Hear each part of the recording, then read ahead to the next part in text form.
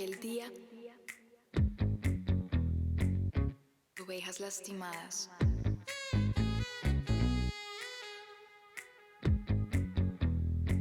Remanente.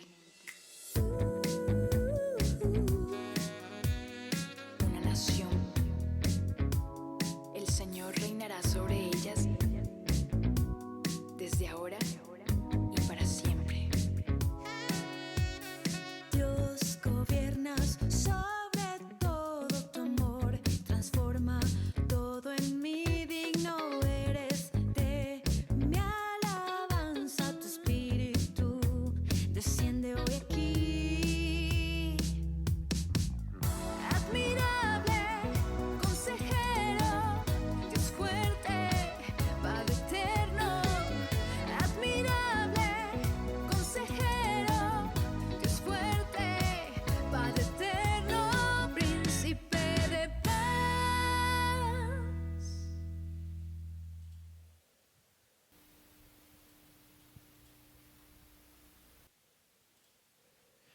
Familia bonita, qué rico saludarlos, nos hacen mucha falta, pero estamos muy felices de que haya llegado este domingo para volvernos a unir en alabanza, en adoración, en un solo cuerpo, en espíritu, porque somos la iglesia, somos su iglesia y somos el cuerpo de Dios.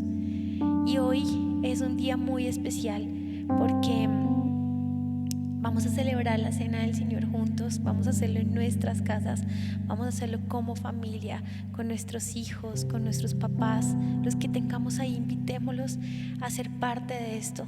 Hoy es una celebración porque no solamente recordamos la obra maravillosa de Jesús, sino porque lo exaltamos, lo hacemos en su conmemoración, y eso es hermoso, eso es maravilloso, es un privilegio poderlo hacer.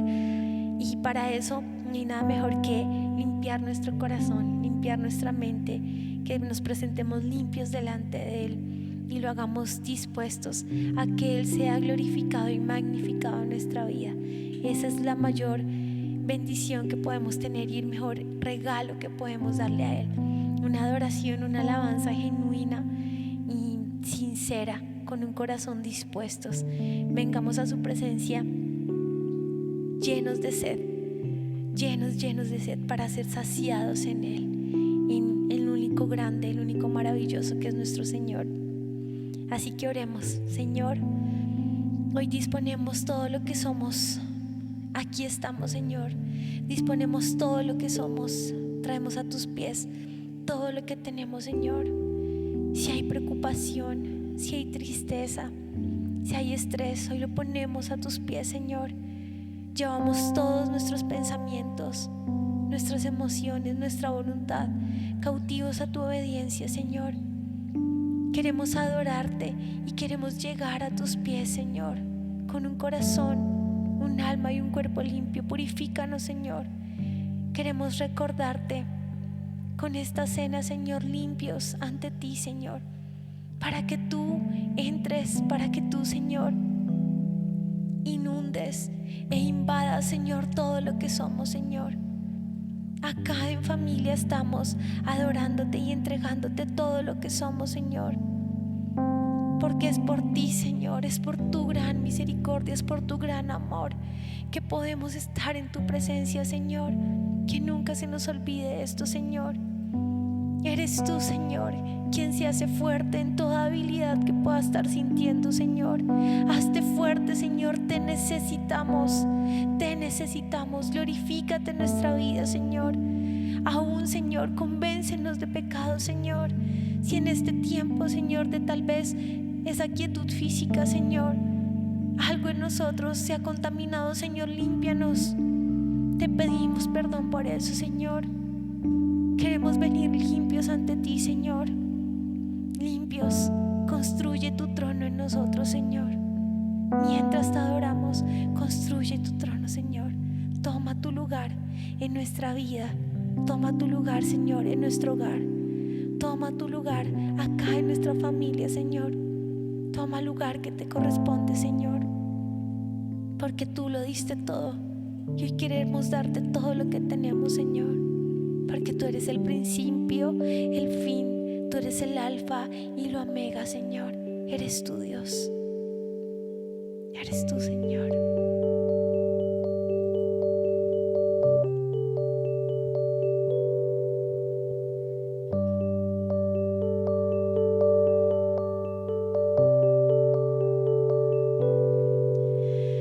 Tú eres el principio y el fin. Tu gloria será revelada en la tierra.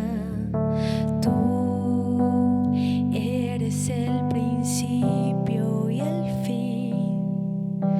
Tu gloria será revelada en la tierra, y todo ojo verá y toda lengua dirá que tú eres el Rey.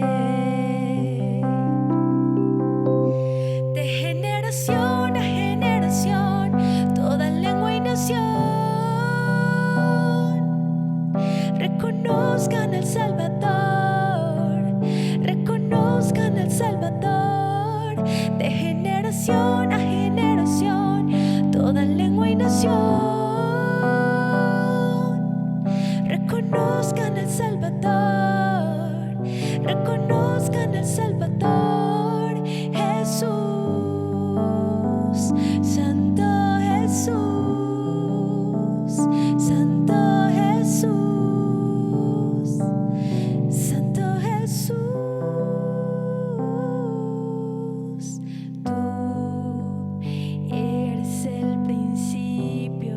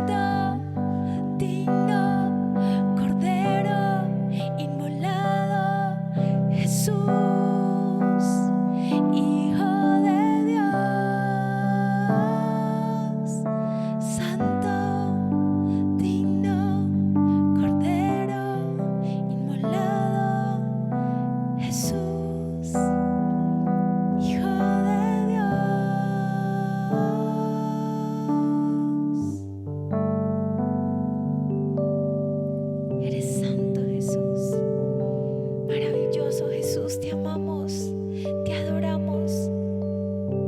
Gracias, Jesús. Gracias por lo que hiciste en la cruz. Gracias por morir por mí. Gracias por resucitar. Gracias, Dios, por mandar a tu Hijo por amor a nosotros.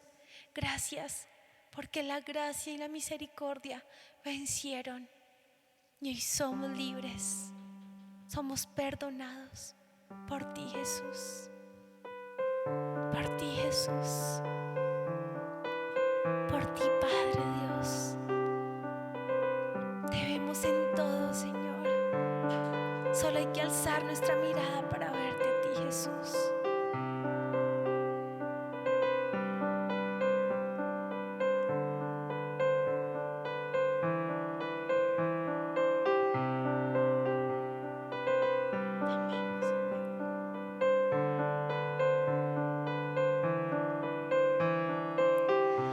Señor mi Dios, al contemplar los cielos, el firmamento y las estrellas al oír tu voz en los potentes truenos y ver brillar el sol en su cenit, mi corazón entona la canción. Cuán grande es Él, cuán grande es Él. Mi corazón entona la canción. Cuán grande es Él, cuán grande es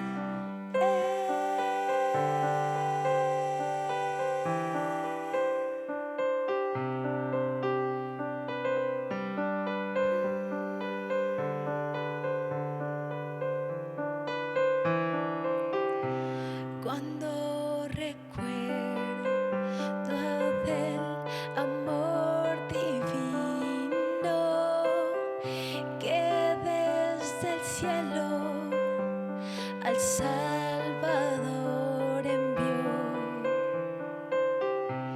aquel Jesús que por salvarnos vino y en una cruz sufrió por mí, murió. Mi corazón entona la canción. Cuán grande es Él, cuán grande es Él. Mi corazón entona la canción. Cuán grande es Él, cuán grande es Él. Cuán grande es Él, cuán grande es Él. Cuán grande es Él, cuán grande es Él.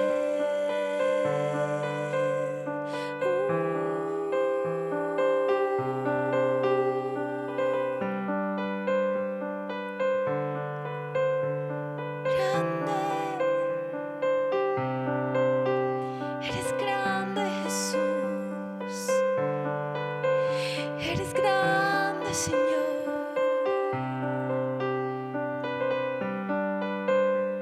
Tú estás por encima de todo y todos, tú lo estás.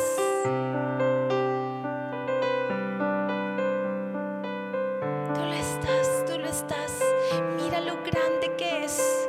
Esto puede parecer gigante, incontrolable, pero Señor, tú eres más grande. Tú estás por encima de todo y todos. Hoy lo declaramos, Hoy lo creemos, Señor. Tú estás por encima de todo y todos. Tu mano protectora, Señor, nos guarda, nos protege, Señor. Tú estás por encima de todo, Señor. Grande y sublime, grande y sublime, Señor.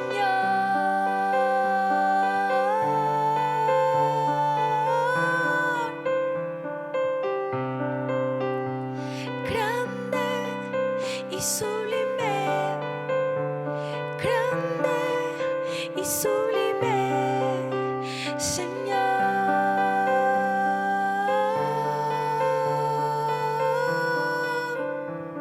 Tú estás por encima de todo, Señor.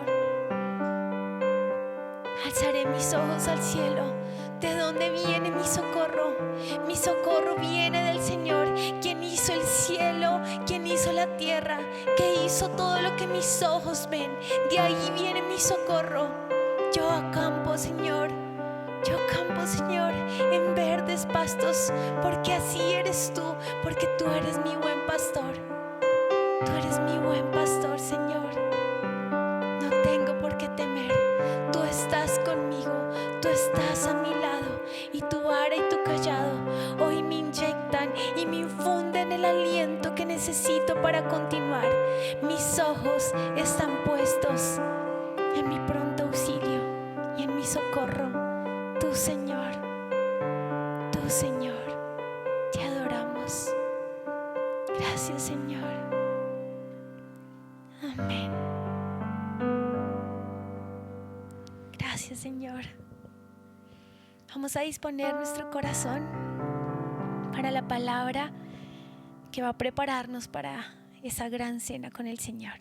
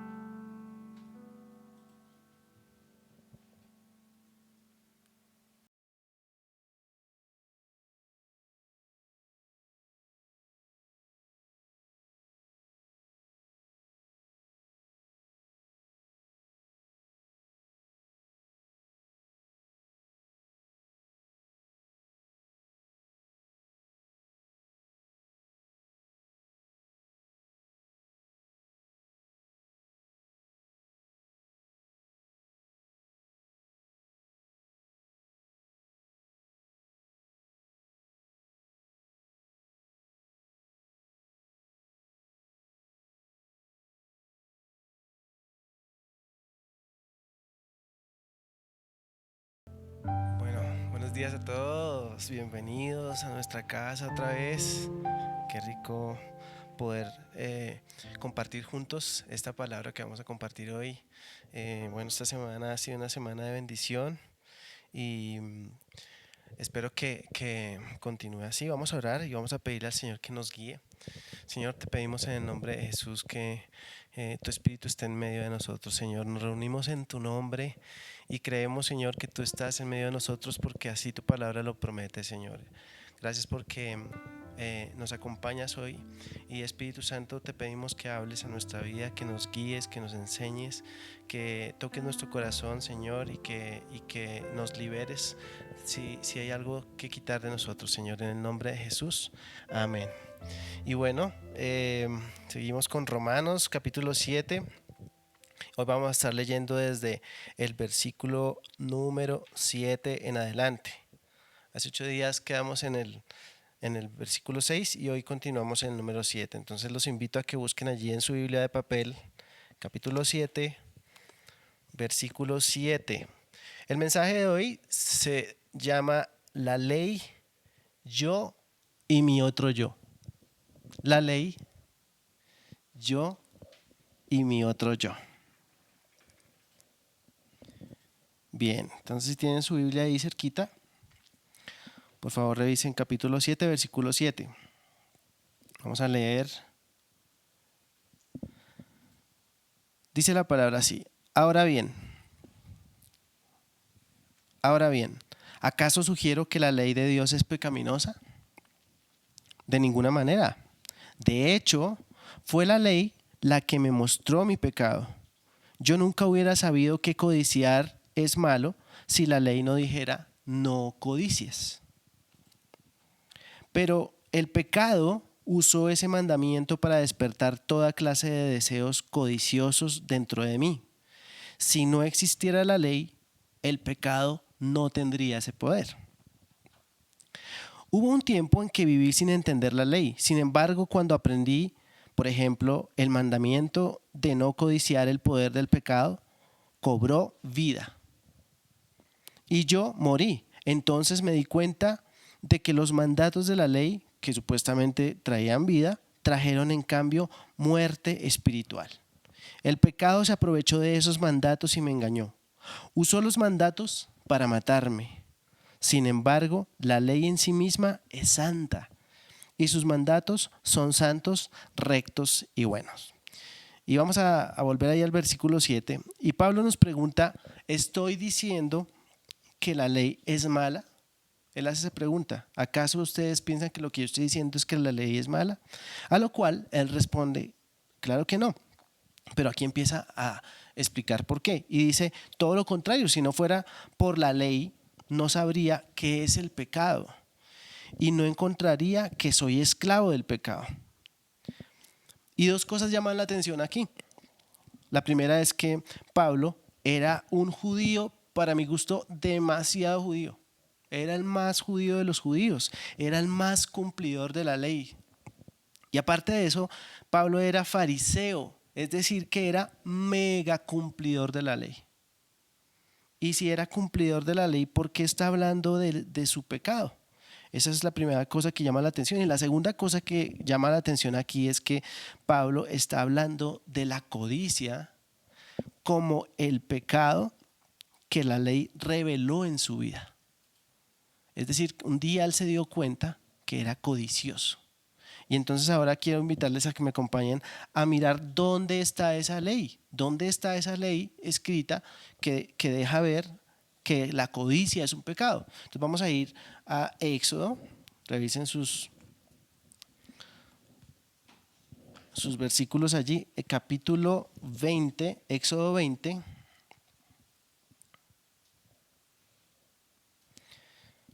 Versículo 17. Miren lo que dice la palabra en Éxodo 20, 17. Dice, no codicies la casa de tu prójimo, no codicies la esposa de tu prójimo, ni su siervo, ni su sierva, ni su buey, ni su burro, ni ninguna otra cosa que le pertenezca. Entonces este versículo lo que dice es, no codicies absolutamente nada de tu prójimo. No codicies absolutamente nada. Y ahí está esa ley que le reveló a Pablo que la codicia era pecado. Ahí está esa ley inmaculada, perfecta, santa, pero a la vez inútil para ayudarnos. ¿Cómo así que la ley es inútil para ayudarnos? Pues la ley nos puede mandar lo que debemos hacer, pero no nos ayuda a hacer lo que nos manda. Simplemente está ahí, como el espejo que hemos estado hablando, que nos deja ver el pecado, que nos deja ver lo que está mal y no más. Ahí está.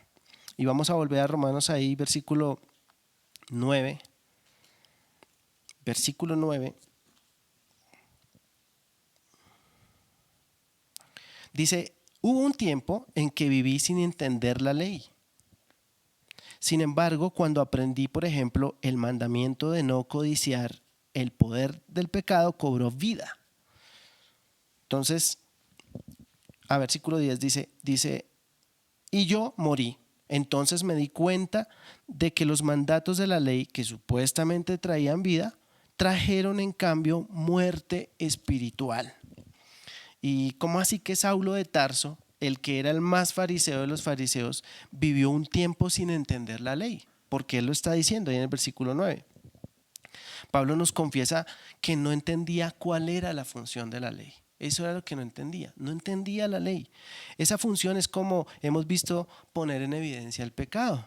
Y Saulo pensaba que la ley traía vida, pero se dio cuenta que en realidad lo que la ley traía era muerte, porque al evidenciar el pecado, entonces también quedaba en evidencia que estábamos muertos por el pecado, ¿cierto? Entonces la ley llega a mi vida para dejarme ver eso, que estoy en pecado y que estoy muerto. Vamos a leer versículo 11. El versículo 11 dice: el pecado se aprovechó de esos mandatos y me engañó. Usó los mandatos para matarme. Entonces dice: sin embargo, la ley en sí misma es santa y sus mandatos son santos, rectos y buenos. Y el pecado pues usa la ley como un arma para matarnos, de acuerdo a lo que nos está explicando Pablo acá. Para matarnos, ¿cómo? Espiritualmente. ¿Cómo hace eso? ¿Cómo es que el pecado nos mata espiritualmente? Pues de la misma manera que ocurrió en el principio con Adán, por medio del engaño. Ahí dice en el versículo 11: el pecado se aprovechó de esos mandatos y me engañó. Me engañó. Esa fue la manera. Entonces, muy interesante ver cómo en estos versículos Pablo se refiere al pecado casi como si fuera una persona. El pecado no es una persona, pero se refiere al pecado casi como si fuera una persona. Y entonces yo quiero poner un ejemplo. Supongamos que hay una persona que tiene problemas de colesterol alto y tiene sus triglicéridos por las nubes. Supongamos que hay un hermano que yo me voy a inventar que tiene ese problema. Pero esta persona no tiene ni idea de sus problemas, no tiene ni idea que tiene colesterol, que tiene los triglicéridos muy altos, etc.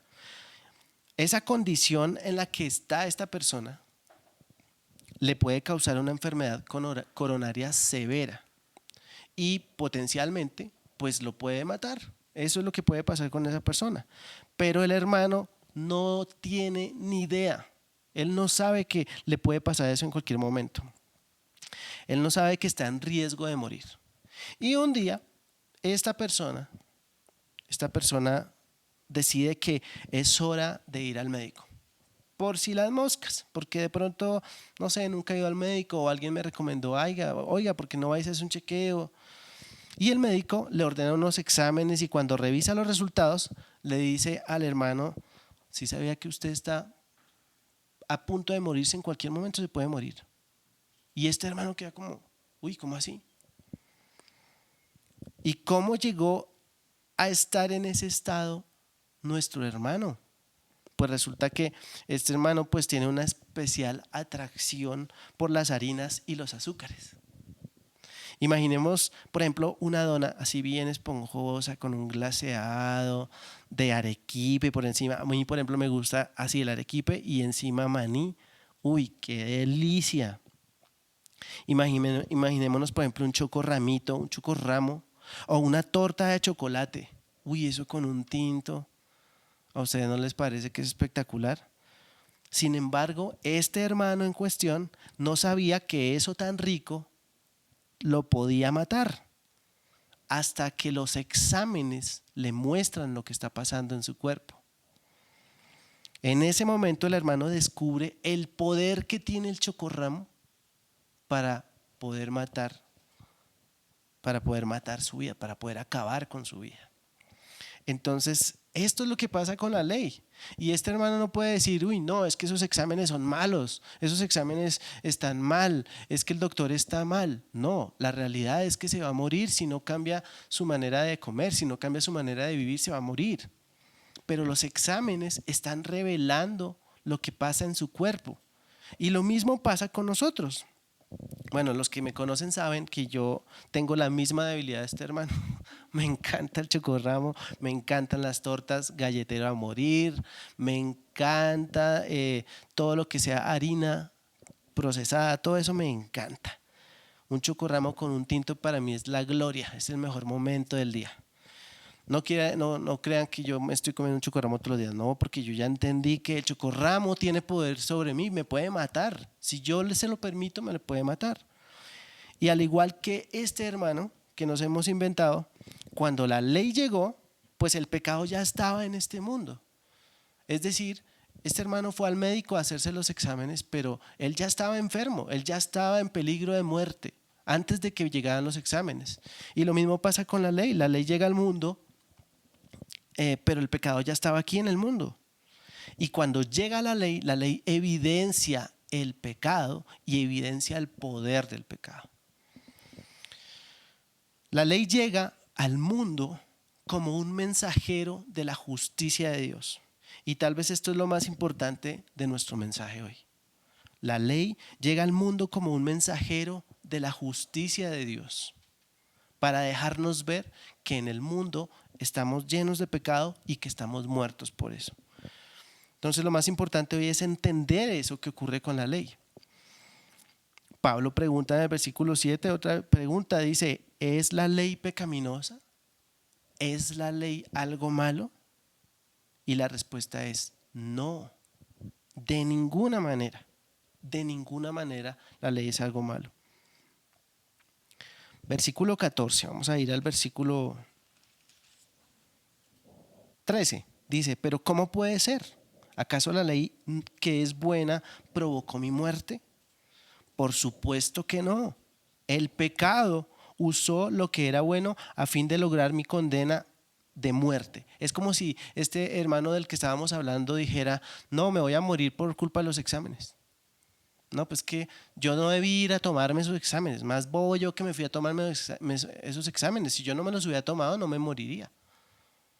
No es la ley la que nos está matando. No es la ley la que está matando a Pablo. Es el pecado. Por eso podemos ver qué terrible es el pecado, dice Pablo. Se vale de los buenos mandatos de Dios para lograr sus propios fines malvados.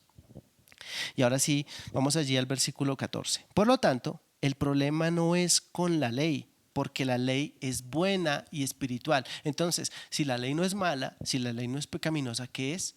Es buena y es espiritual. El problema está en mí, dice Pablo, porque soy demasiado humano, un esclavo del pecado. Realmente no me entiendo a mí mismo, porque quiero hacer lo que es correcto, pero no lo hago. En cambio, hago lo que odio.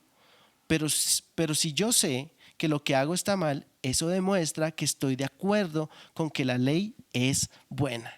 Y en ese versículo 15 vemos cómo hay una batalla en el interior de Pablo, y es la batalla que él representa, la batalla que también tenemos en nuestro interior.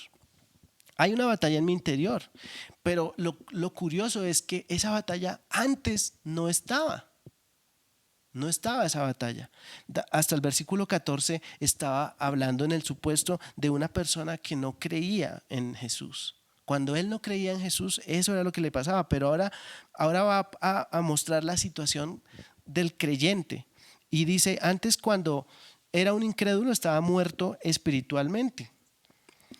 Por eso es que antes yo no tenía esa batalla, porque los muertos no pelean con nadie.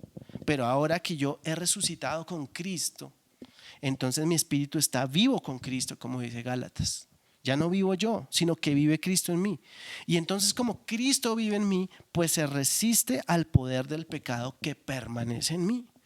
Y eso es muy interesante. Porque pasa una cosa con el incrédulo, y el incrédulo es que lo que pasa es que el incrédulo peca y disfruta el pecado, porque está muerto. No pasa nada con él. No se siente mal porque está muerto. Un muerto no se siente mal. El creyente, en cambio, ya no puede disfrutar el pecado, que es lo que nos pasa a nosotros, porque ahora estamos vivos, porque Cristo está en nosotros y porque nosotros vivimos espiritualmente. Y cuando el creyente peca, pues se siente morir, porque precisamente el pecado nos lleva a la muerte. Y esa es la lucha que está describiendo Pablo allí en el versículo 15. Ahora vamos al versículo 16, dice, pero si yo sé que lo que hago está mal, eso demuestra que estoy de acuerdo con que la ley es buena. Es decir, ¿son buenos los exámenes médicos para ver si yo estoy muriéndome o no? Claro que son buenos. Versículo 17, entonces no soy yo el que hace lo que está mal, sino el pecado que vive en mí. Y hace 8 días habíamos tenido la oportunidad de hablar también de eso, de que el pecado no nos lo quitamos de encima. Ahí está con nosotros, en nuestro ser interior, en nuestra naturaleza pecaminosa. Versículo 18. Yo sé que en mí, es decir, en mi naturaleza pecaminosa, no existe nada bueno. Quiero hacer lo que es correcto, pero no puedo.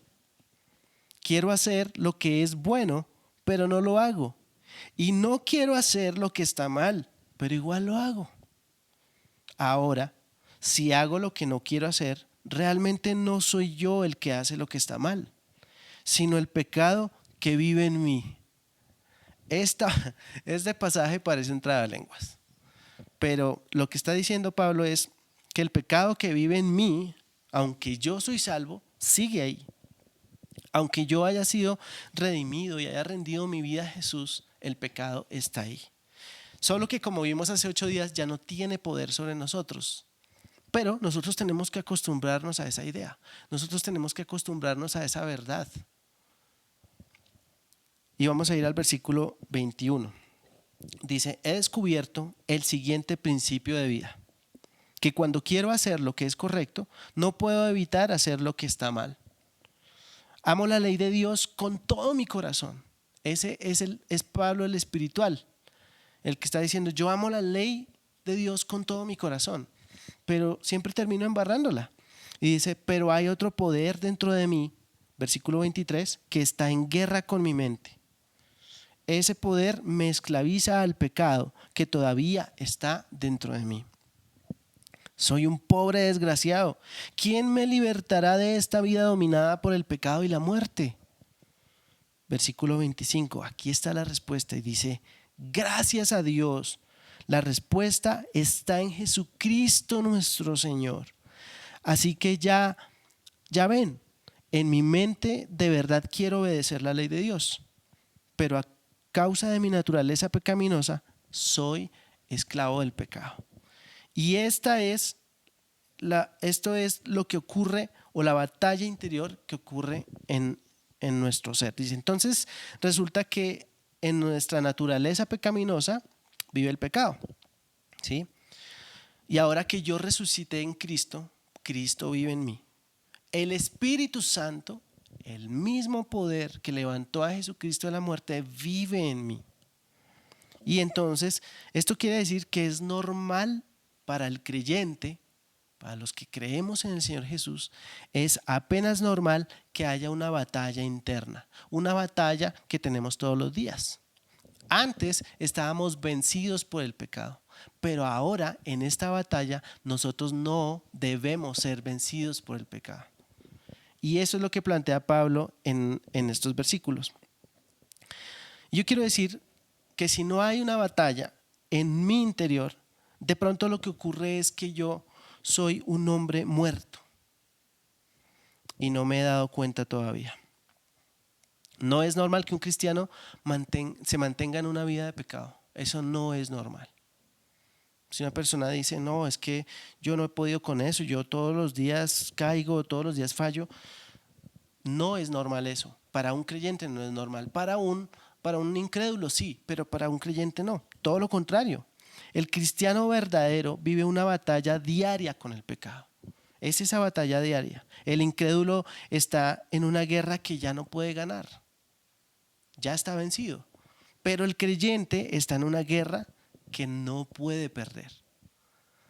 Y dice el versículo 25, gracias a Dios, la respuesta está en Jesucristo nuestro Señor. Así que ya ven, en mi mente de verdad quiero obedecer la ley de Dios, pero a causa de mi naturaleza pecaminosa soy esclavo del pecado.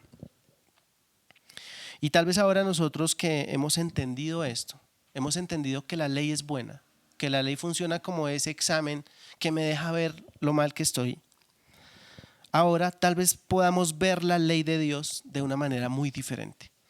Y este es mi objetivo hoy, que todos hoy que nos quedemos reflexionando en este asunto. Porque de alguna manera siempre le hemos tenido cosa como a la ley de Dios. Cuando hablamos de la ley de Dios nos imaginamos como el legalismo, nos imaginamos como prohibiciones, un poco de cosas, pero eso no es la ley de Dios. La ley, como dije antes, la ley de Dios es un mensajero de la justicia de Dios. Vivimos en un mundo lleno de pecado y en medio de ese mundo viene la ley como el mensajero de la justicia de Dios, de la justicia del reino de los cielos. Entonces, tal vez ahora nosotros podamos ver la ley con otros ojos. Ya no vamos a pelear con ese examen que nos ordenó el médico, sino que más bien nos vamos a hacer amigos del médico, ¿sí o no? Y le vamos a preguntar, bueno, ¿cómo hago para vivir de una manera más saludable? ¿Qué debo dejar de hacer? ¿Qué cosas tengo que dejar de hacer? ¿Qué cosas tengo que hacer? ¿Cómo mejor? Etcétera. Y dicho esto, yo quiero que me acompañen a Éxodo 20. Éxodo 20, que ya estuvimos leyendo el versículo 17, pero ahora vamos a retomar desde el versículo número 1. Y dice lo siguiente, dice, acompáñenme ahí, capítulo 20, versículo 1, dice, bueno, hay un subtítulo allí, en mi traducción hay un subtítulo que dice, los 10 mandamientos para el pueblo del pacto. Versículo 1, luego Dios le dio al pueblo las siguientes instrucciones. Yo soy el Señor tu Dios, quien te rescató de la tierra de Egipto, donde eras esclavo. No tengas ningún otro Dios aparte de mí. Ese es el primer mandamiento. Segundo mandamiento, no te hagas ninguna clase de ídolo ni imagen de ninguna cosa que está en los cielos, en la tierra o en el mar. Yo podría ver estos mandamientos como algo malo si no entendiera lo que acabamos de entender. Pero ahora dice versículo 5, no te inclines ante ellos ni les rindas culto, porque yo, el Señor tu Dios, soy Dios celoso, quien no tolerará que entregues tu corazón a otros dioses. Extiendo los pecados de los padres sobre sus hijos. Toda la familia de los que me rechazan queda afectada, hasta los hijos de la tercera y la cuarta generación. Pero derramo amor inagotable por 1000 generaciones sobre los que me aman y obedecen mis mandatos. Esa es la ley de Dios. Ese es el mensajero de la justicia de Dios. Versículo 7 dice, no hagas mal uso del nombre del Señor tu Dios. El Señor no te dejará sin castigo si usas mal su nombre. ¿Cuántas veces nosotros estamos usando mal el nombre de Dios? Y aquí está escrita la ley. Siempre ha estado acá. Versículo 8. Acuérdate de guardar el día de descanso al mantenerlo santo. Tienes 6 días en la semana para hacer tu trabajo habitual. Pero el séptimo día es un día de descanso y está dedicado al Señor tu Dios. Ese día ningún miembro de tu casa hará trabajo alguno. Esto se refiere a ti, a tus hijos e hijas, a tus siervos y siervas, a tus animales y también incluye a los extranjeros que vivan entre ustedes. Pues en 6 días el Señor hizo los cielos, la tierra, el mar y todo lo que hay en ellos, pero el séptimo día descansó. Por eso el Señor bendijo el día de descanso y lo apartó como un día santo. ¿Descansamos? Versículo 12. Honra a tu padre y a tu madre. Entonces tendrás una vida larga y plena en la tierra que el Señor tu Dios te da. Versículo 13. No cometas asesinato. No cometas adulterio. No robes. No des falso testimonio contra tu prójimo. Y el versículo 17 que ya lo leímos dice, no codicies la casa de tu prójimo, no codicies la esposa de tu prójimo, ni su siervo, ni su sierva, ni su buey, ni su burro, ni ninguna otra cosa que le pertenezca. Ahí están los 10 mandamientos. Los 10 mandamientos de la ley de Dios. Existen hace ya varios miles de años. Entonces, ¿cómo nos imaginamos que sería nuestro mundo actual si todas las personas, todos los habitantes de la tierra obedeciéramos los 10 mandamientos? ¿Cómo sería nuestra tierra? ¿Cómo sería nuestro planeta si todos obedeciéramos los 10 mandamientos? Sería un paraíso. Definitivamente tendría que ser un paraíso.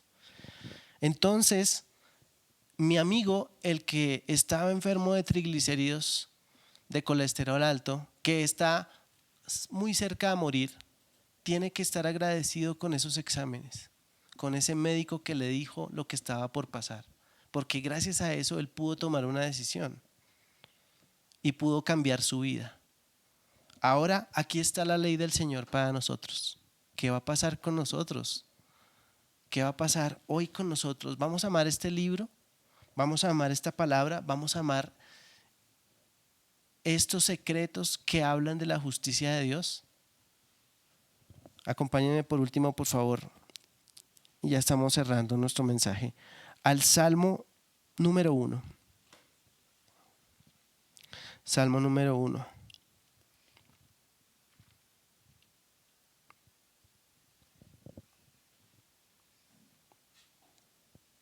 Dice versículo 1. Vamos a leer todo el Salmo. Dice versículo 1. Qué alegría para los que no siguen el consejo de malos, ni andan con pecadores, ni se juntan con burlones, sino que se deleitan en la ley del Señor, meditando en ella día y noche. Dice, qué alegría para esas personas que se deleitan en la ley del Señor. Eso es otro nivel, deleitarse en la ley del Señor. Versículo 3 dice, son como árboles plantados a la orilla de un río, que siempre dan fruto en su tiempo, siempre dan fruto en su tiempo. Sus hojas nunca se marchitan y prosperan en todo lo que hacen. Prosperan en todo lo que hacen. No sucede lo mismo con los malos. Son como paja inútil que esparce el viento. Serán condenados cuando llegue el juicio. Los pecadores no tendrán lugar entre los justos. Versículo 6. Pues el Señor cuida el sendero de los justos, pero la senda de los malos lleva a la destrucción. Y el sendero de los justos está iluminado por esta lámpara que es la palabra del Señor. Esta lámpara que es la palabra del Señor. Y yo quiero que oremos. Y ahora que hemos revisado esta palabra, quiero que oremos una oración de gratitud, pero una oración también que nos permite comprometernos con Dios a escuchar su palabra. Todas las veces que el Señor nos ha hablado, no es para atacarnos, no ha sido para hacernos mal, todo lo contrario. Es para que nosotros empecemos a caminar ese camino de justicia, ese camino de la justicia divina, de la justicia de Dios. Y yo quiero pedirte que tomes una postura adecuada para orar.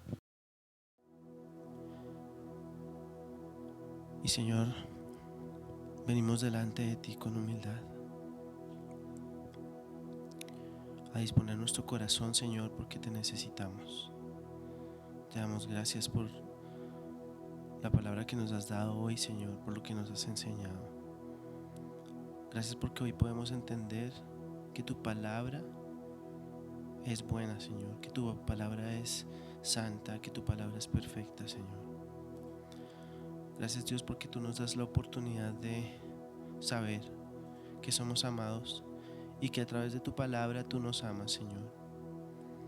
Gracias, Señor, por la ley que viene de tu boca como un mensajero de tu justicia, Señor.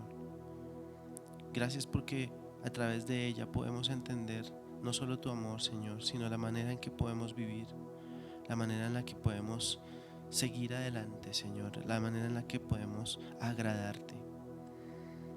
Hoy, Señor, venimos a reconocer nuestros pecados, Señor, también, a reconocer que te necesitamos, Señor, porque somos débiles, porque hay una lucha interna entre nosotros, dentro de nosotros, Señor. Gracias por tu Espíritu, Señor, porque tu Espíritu no tolera el pecado y es por eso que ya no podemos ser esclavos del pecado, Señor. Ya no podemos acudir a Él cada vez que nos llama. Hoy venimos delante de ti con humildad y yo quiero que tú medites allí en todas esas situaciones del pasado, en todas esas situaciones en las que sucumbiste al pecado. Porque hoy es un día de comunión, hoy es un día en el que nos vamos a poner en comunión con nuestro Padre, con nuestro Dios. Y si es la primera vez que tú te comunicas o te conectas con nosotros a través de este medio, yo quiero decirte que Dios te ama y te invito a que acudas a Él te invito a que entregues tu vida a Él, a que rindas tu vida a Él, a que le des la oportunidad de que Él pueda cambiar tu vida también. Y hoy aprovechamos porque tenemos la celebración de la cena del Señor. Y sin perder esa actitud de reverencia, yo quiero pedirte que podamos disponer las cosas, acercarlas,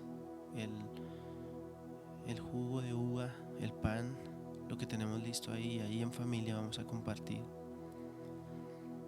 Mientras que meditamos en todo nuestro pasado, mientras que meditamos en nuestra naturaleza, mientras que meditamos en lo lejos que estábamos de Dios, mientras que meditamos en esa muerte que teníamos en el pecado,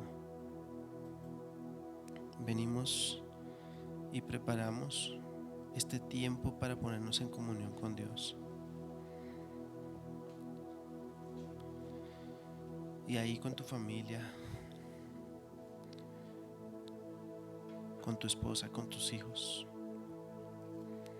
vamos a estar en comunión delante del Señor y vamos a recordar ese momento en que Jesús estaba con sus discípulos,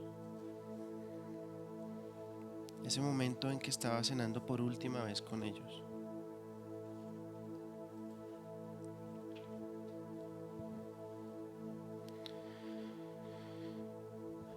Oh Señor, gracias Dios, gracias porque tú nos amas,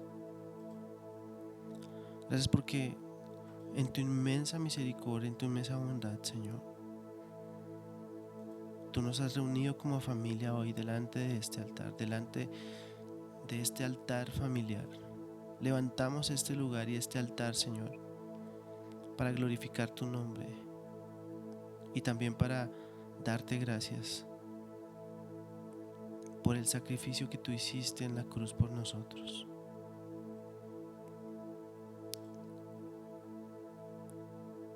Señor, en el nombre de Cristo Jesús, hoy recordamos las palabras que tú diste a tus discípulos, Señor. Y dice la palabra: mientras comían, Jesús tomó un poco de pan y lo bendijo. Luego lo partió en trozos y lo dio a sus discípulos y dijo: tómenlo y cómanlo, porque esto es mi cuerpo. Yo quiero que ahí en tu casa tú tomes el pan y lo partas en familia, compartes con tu familia. Y vamos a tomar este pan en memoria del Señor,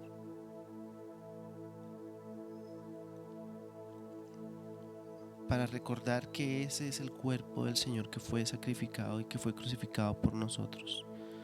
En este momento podemos comer del pan.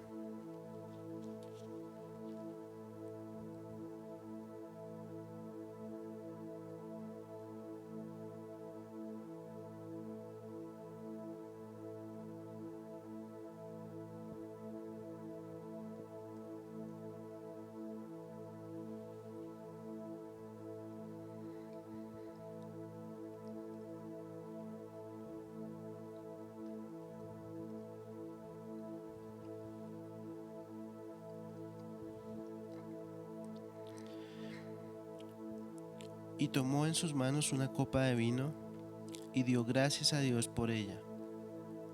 Se la dio a ellos y dijo: cada uno de ustedes beba de la copa, porque esto es mi sangre, la cual confirma el pacto entre Dios y su pueblo. Es derramada como sacrificio para perdonar los pecados de muchos. Acuérdense de lo que les digo: no volveré a beber vino hasta el día en que lo beba nuevo con ustedes en el reino de mi Padre. Y ahora comparte la copa con tu familia.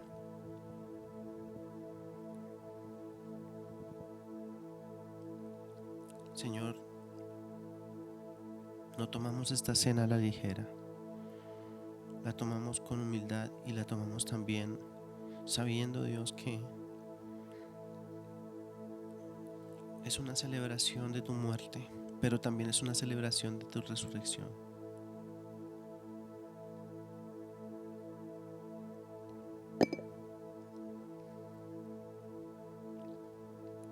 Y delante de ti, Señor, nos humillamos y celebramos que tú has muerto, pero también que has resucitado. Y esa es nuestra victoria, porque tú resucitaste de entre los muertos y nos levantaste a nosotros, Señor. Y ahora nosotros vivimos contigo. Gracias, Dios, porque hoy es un día de victoria. Hoy celebramos tu victoria sobre la cruz y sobre la muerte, Señor. Te levantamos y te exaltamos porque tú eres nuestro Dios poderoso. La ley no podía hacer nada para salvarnos, pero tú sí. Tú sí puedes, tú sí has podido, Señor. Gracias porque nos liberaste de la muerte y del pecado. Y hoy estamos aquí. Nos rendimos a ti, nos humillamos, Dios, y disponemos nuestras vidas, nuestros cuerpos, cada uno de los miembros de nuestros cuerpos, para servirte a ti, para amarte a ti, para ser instrumentos de justicia, Señor. Gracias, Dios, gracias por tu amor y tu bondad. Gracias por nuestra familia y porque nos permites estar juntos en este momento, Señor. Y yo oro, Padre, que ese altar que se ha levantado en cada casa, Señor, permanezca allí para adorarte, para honrarte, para aprender de ti, para escuchar tu voz. En el nombre de Cristo Jesús. Amén. Y bueno, esperamos que tengan que este día siga siendo especial para todos, así como ha sido para nosotros. Y te pedimos y les pido que estén pendientes esta semana. Vamos a tener nuestros equipos virtuales común y corriente, y estamos conectados juntos en oración. Seguimos esperando con paciencia. Es un tiempo especial en el que Dios quiere hablar a la iglesia, en el que Dios quiere hacer cosas especiales con la iglesia que somos nosotros, y allí cada uno en nuestras casas pues vamos a estar pendientes de lo que Dios quiere hablarnos, de lo que Dios quiere enseñarnos. Los amo, los extraño y bueno, estamos en contacto a través de nuestras redes. Los amamos.